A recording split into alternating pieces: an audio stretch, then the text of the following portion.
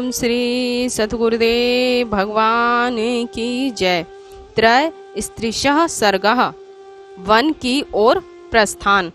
अतः रामश्च सीता च लक्ष्मणश्च कृतांजलि उपसगृसः राजानां चक्रुदीनः प्रदक्षिणम्।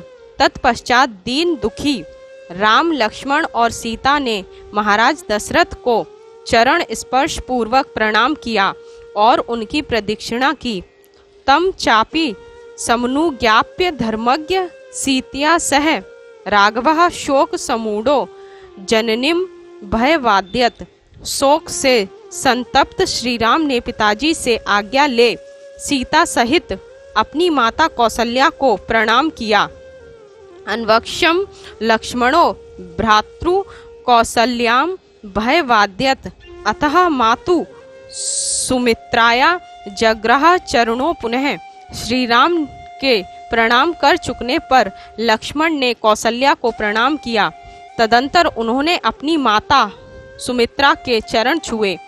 तम वंदमानम रुदती माता सौमित्रिम ब्रवीत रामे प्रमादम माँ काशी पुत्र भ्रातृ गच्छति। लक्ष्मण को प्रणाम करते हुए देख माता सुमित्रा रोते हुए बोली, पुत्र तुम वनवासी राम की सेवा शुश्रूषा में प्रमाद मत करना। व्यसनी वा समृद्धो वा गतिरेश तवानघ्य एष लोके सताम धर्मो यज्येष्ठ वाशुगो भवेत। हे निष्पाप लक्ष्मण, ये विपत्ति में हो या संपत्ति में तुम्हारे आश्रयदाता ये ही हैं। संसार में सज्जनों का यही धर्म है कि वे अपने बड़ों की आज्ञा अनुसार चलें। इदम ही वृत्त मुचितम कुलस्यास्य सनातनम दानम दीक्षा च यज्ञेषु तनु त्यागे मृदेषु च। इस रघुकुल का सनातन और उचित सदाचार है दान देना, व्रतचार्य का पालन करना, यज्ञ करना और संग्राम में शरीर त्याग करना। लक्ष्मणम त्वेव मुक्त्वा सा ससिद्धम प्रिय राघवम सुमित्रा गच्छेति पुनः पुनर्वाच तम। श्री राम के स्नेह भाजन लक्ष्मण को वनगमन के लिए उद्यत देख सुमित्रा जी उसे बार बार कहने लगी, जाओ पुत्र जाओ। रामम दशरथम विधिम माँ विधि जनकात्मजम अयोध्याम मटिव विधि गच्छ तात यथा सुखम। हे वत्स, यदि वन में माता पिता और अयोध्या का स्मरण आए तो श्री राम को तुम अपना पिता दशरथ समझना और सीता को मेरे समान अपनी माता समझना तथा वन को ही अयोध्या समझना। तुम सुखपूर्वक प्रस्थान करो। ततः सुमित्रः काकुतस्था प्रज्वली वाक्यम ब्रवीत रथ मारोह भद्रं ते राजपुत्र महायशः। तब सुमंत्र हाथ जोड़कर श्री राम से बोले, हे महायशस्वी रामचंद्र, आपका कल्याण हो, आप रथ पर सवार हो। तम रथम सूर्यशंकासम सीता हस्तेन चेतसा आरुरोह वरारोहा कृतवालंकृ मात्मनः। तब सुमुखी प्रसन्नचित एवं वस्त्राभूषणों से अलंकृत सीता सूर्य के समान दैदीप्यमान रथ पर आरूढ़ हो गईं।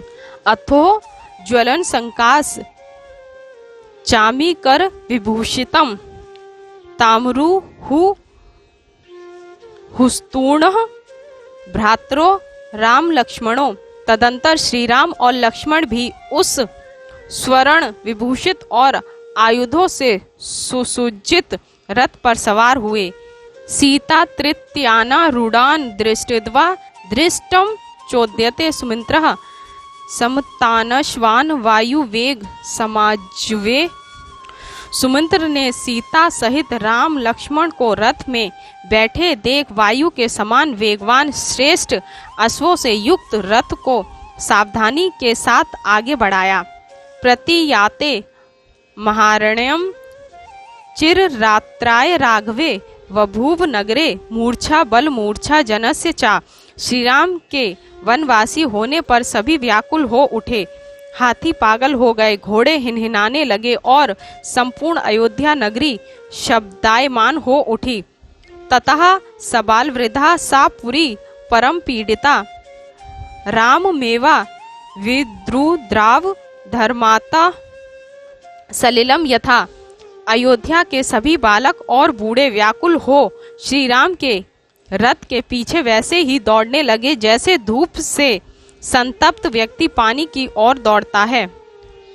पार्श्ववृत्तः पृष्ठतः चापि लंबान नस्त दुन्मुखः वाष्पपूर्ण मुखः सर्वे तमूचुभृशः निस्वानः।